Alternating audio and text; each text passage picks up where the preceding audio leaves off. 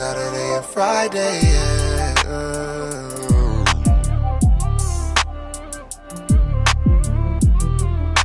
Today, and then a month later, you see that happening. Now you $1,000 richer because I said it was gonna happen. That was a prophecy. That was exactly. Now, by book of Sean, give me the book of Deuteronomy 28. Let's start at verse 1, and then give me the book of Deuteronomy chapter 29, or chapter 30, and start at verse 1.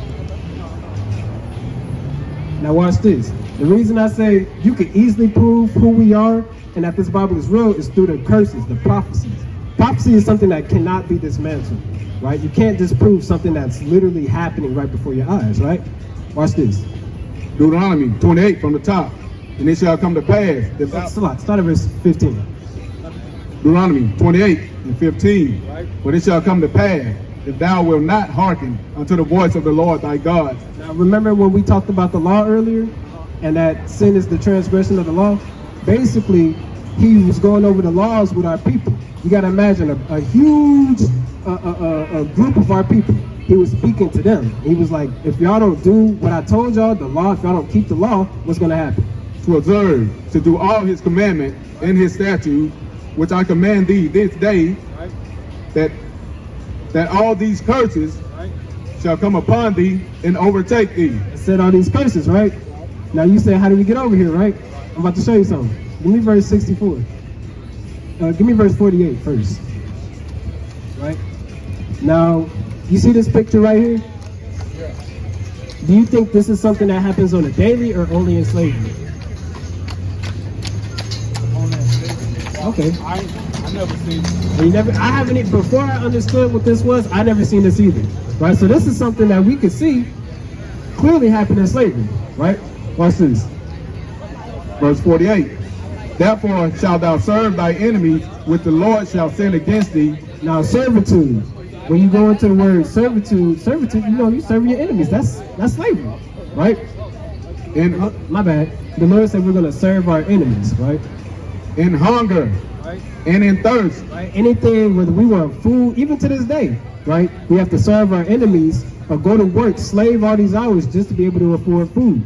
Groceries. Some people on food stamps and still struggling. You see what I'm saying? And in nakedness. Right? Even the clothes that we wear, right? And in want of all things. Anything we want. You can't even drive on the road without a license. Your license get took, you done for it, basically. You got that on your record. You can't get certain jobs if you got a felony. Anything you want, right? And he shall put a yoke of iron upon thy neck. Right? He shall put a yoke of iron upon thy neck, basically like a dog leash, right? And that's a physical thing that happened, a yoke of iron. Now, who all did this happen to? How many races can you count that happened to? Just one, right? See that? Right? So this is physical proof, right? And scriptural proof. Exactly. Right? Verse 68. I'm going to show you another one. 68. This is the book of Deuteronomy, chapter 28 and verse 68. And the Lord shall bring thee into Egypt. You look at the definition of Egypt? Yeah. Now, Egypt. What do you think about when you think of Egypt? First thing that comes to mind. Think of the landmass. Okay. Yeah, you can say that, but think of Egypt specifically. Okay. Okay, you think of the pyramids, right? Cool. You got a $1 bill on you? No, I ain't got no cash. I don't carry cash either. But on the back of a $1 bill, what do you have? You have two things. You got the pyramid, you got the eagle. Now, that sounds kind of conspiracy theory type, right? But at the same time, like I said, the Bible is it uses a lot of imagery. It's very symbolic, right? So a lot of things, there you go. A lot of things are twofold. You got the eagle, and even in Egypt, their symbol was the eagle. In America, what's your symbol? The bald eagle, right? So the pyramid is to show that was the first captivity of the Israelites, right? And a lot of things in America has taken, there you go, King. A lot of the things in America has taken inspiration from Egypt, right? So that's one of the main causes why they have a pyramid on the back of their dollar, right? It's like this, because you got Egypt was a great kingdom back then, right? A great empire. So when another empire comes in, they're trying to mark that greatness, right? It's just like when You play any sports? Football. Football? All right. So what position you play? Quarterback. Cornerback. Who's your favorite player? Deion Sanders?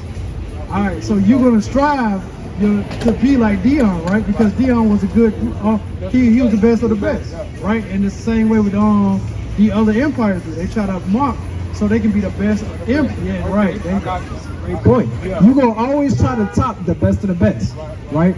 Nowadays, right, you got one business, they're going to try to beat, everybody goes for what type of phone? The iPhone, right? A lot of these phones try to have the same features iPhone has, right? Not every phone has the blue bubbles, and then you kind of got the green bubbles for Android. You're going to try to be like the top. You see what I'm saying? Right, watch this. All right, this is the book of Exodus, chapter 20 and verse number 2. I am the Lord, thy God, which have brought thee out of the land of Egypt, out of the house of bondage. Now he's saying to Moses, I am the Lord your God, which have brought you and your people out of the land of Egypt, and Egypt out of the house of bondage. Right? So Egypt is just synonymous for slavery, bondage, hard work, right? So we were slaves in Egypt and we were slaves in America. You see the correlation? Now go back to verse 68. This is the book of Deuteronomy, chapter 28 and verse 68. And the Lord shall bring thee into Egypt again. So he's just saying we're going to go into hard bondage or slavery again, right? How did we get to America? On what? Now read that. And the Lord shall bring thee into Egypt again with ships. You said what? With ships. Making sense? Yeah. Okay. By the way whereof I speak unto thee. Right. The same way he prophesied it was going to happen was the same exact way it happened. Thou shalt see it no more again. Have you been to Israel again? Have you been there since he was born? No. Now you got people on our land marching. Right? And there ye shall be sown unto your enemies. It's not free labor. It's not volunteer labor. Right? This is we were sold to these nations, right? For bondman and bondwoman, and no man shall buy you. For bondman and bondwoman, and nobody has been able to redeem us. Think, Martin Luther King, Malcolm X, Marcus Garvey.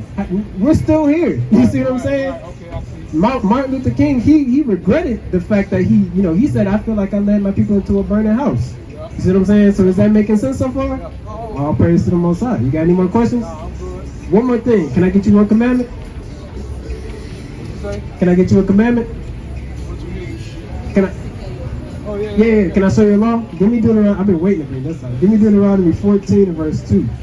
Right? So the commandments, and give me Deuteronomy 10 and 12 real quick. I'm going to show you why I want to bring this out. Right? 14 and 2.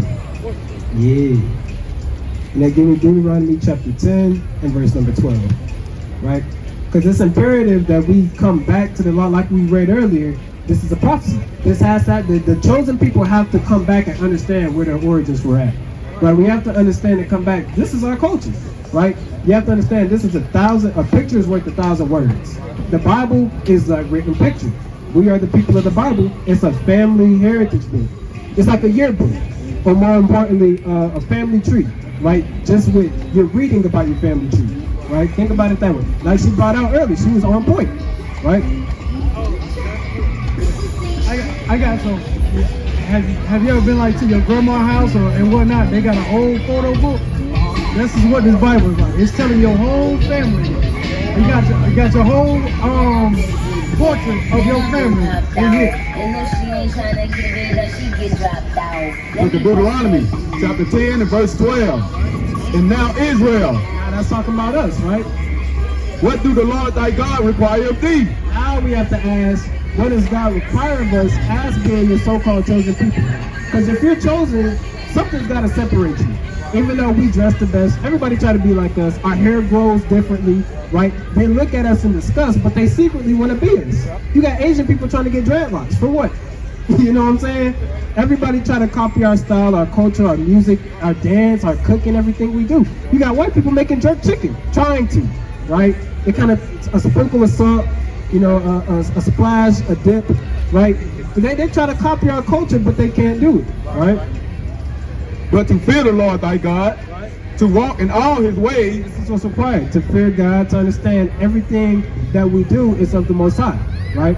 and to love him, Right? and to serve the Lord thy God with all thy heart and with all thy soul. And to love God, like the brother read earlier, is to keep the commandments, right?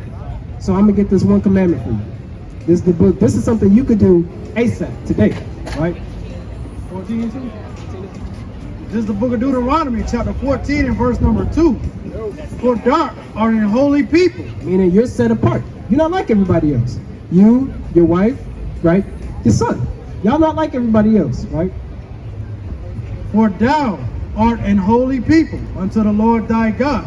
And the Lord God has chosen the Lord has chosen thee to be a peculiar people. Right? There's something about these people, man. I just can't put my finger on it. Right? That's what every nation should say about us. It's something about these people. I don't know what it is. Right? They're very different, right? The Lord has chosen thee to be a peculiar people unto himself, above all the nations that are upon the earth. Does your son have any allergies? Do you have any allergies? Any of y'all? What's it? You know, pollen, you know, I Okay. So if I got a bucket of pollen and I dumped it on your face, right? You won't like that, right? So the Lord is saying, think of it like an allergy, right? Or you're allergic to peanuts, right? If you were allergic to peanuts, would you appreciate it if I packed you nothing but PB&J sandwiches every day? And I know, you said yeah. And I know, that's all.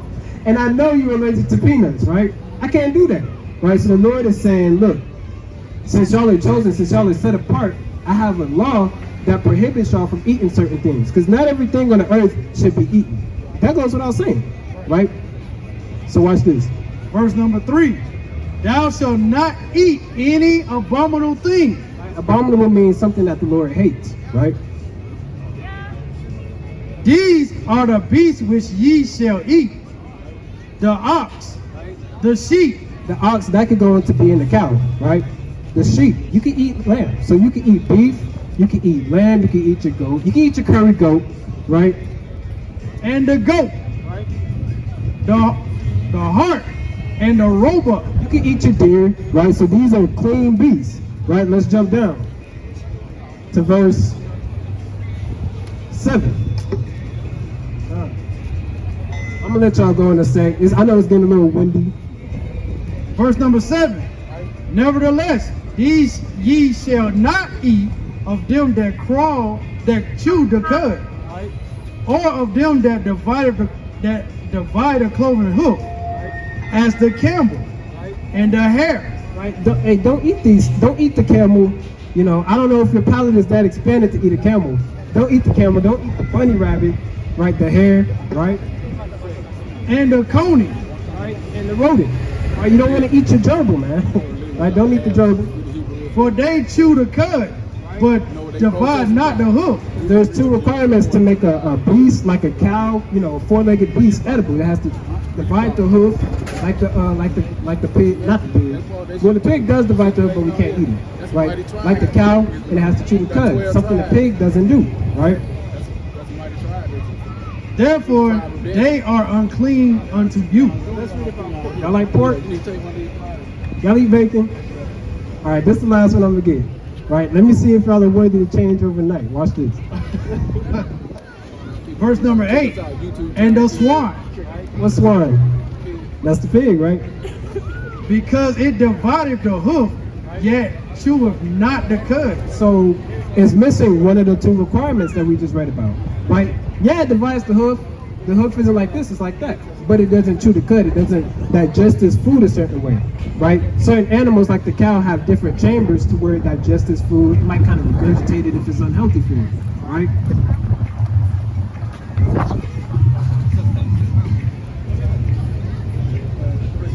Verse 8. Come. Because it divideth the hoof, yet cheweth not the cud. It is unclean unto you. So we can't eat pig. We can't eat pork. But what else is it? Ye shall not eat of their flesh, nor touch their dead carcass. You can't even touch a dead pig, right?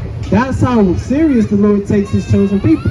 The Lord says, y'all are so set apart and not like any other nation. I don't even want y'all touching that stuff because it's unclean, right? What does a pig do when it's hot? It rolls in mud. They don't have sweat glands. So naturally, it's going to have all those toxins. That's why it's naturally salty.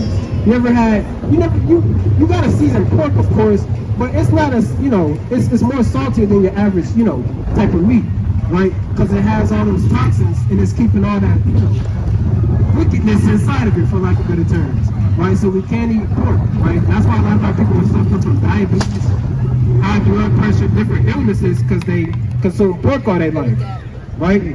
So all praises. Y'all got a flyer? Any more questions? All praises. Hey, beautiful, man. You want to get our number? Contact info if you got questions. I think we got the Instagram on the flyer too, in case y'all use that. All praises. You can use mine, it don't matter.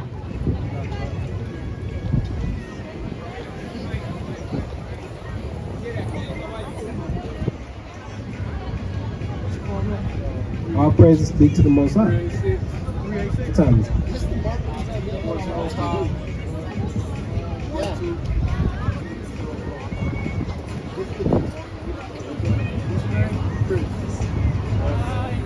All praise to the Most High. If y'all got any questions, I'm gonna call, and that's Q for right now. For right now, yeah. All praises. I'm gonna hit you up later, King. All right, lock me in. Definitely. Hey, shalom, shalom, peace. All praise be to the Most High. Right? Good. That just camp. Yeah, you put Chris camp. But through the Spirit, it's kind of desolate out here, so we're gonna pack it up, close it out, right? Kwam Yisrael. That means rise Israel, right? The Hebrew Israelites, the real Jews, the so-called blacks, right? Along with the rest of the tribes, the Native Americans and Native Indians, man, right? We are the 12 tribes that are scattered abroad, right? All praise be to the Most High, right? To next Shabbat, Lord willing. Shalom. Shalom.